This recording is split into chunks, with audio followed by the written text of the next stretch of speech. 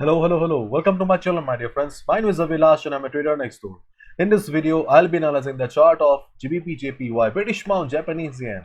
So if you're watching my videos for the first time, then please subscribe to my channel for regular market analysis, and do check out the Forex analysis playlist on my YouTube channel for the analysis of other pairs like Euro USD, GBP USD, Gold USD, and many more. So let's get started. So this is the Forex chart of GBPJPY in front of us right now, and as you can see that I have only two lines on the chart and we have the Fibonacci retracement level. Okay, so let's try to understand what is going on in the chart of GBPJPY. Then we'll be jumping to the strategy part. Okay, let's get started.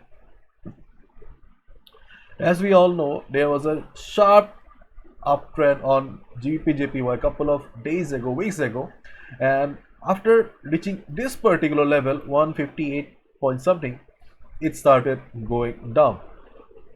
When market was going down, we were hoping that there would be consolidation and market would recover again, or market would start going up again.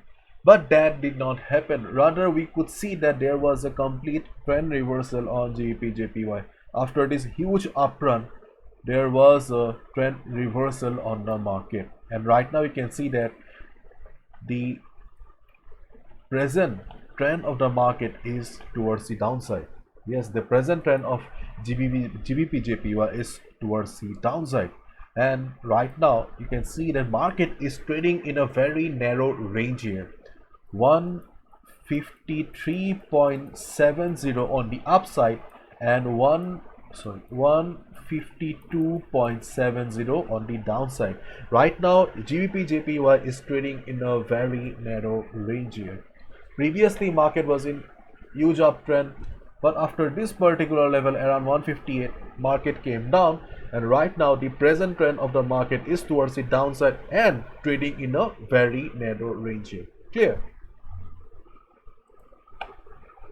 If I take you to the 15-minute chart, okay, you can see or understand the picture more clearly. See, this is a 15-minute chart. You can see that market is trading in this range here. Okay, so in a market condition like this, okay, we can take a buy position. Yes, we can take a buy position at the support, and we can take a sell position at the resistance. Yes, because this looks like a typical sideways market, and in sideways market we get trading opportunities on both the side because number of buyers and sellers are almost equal.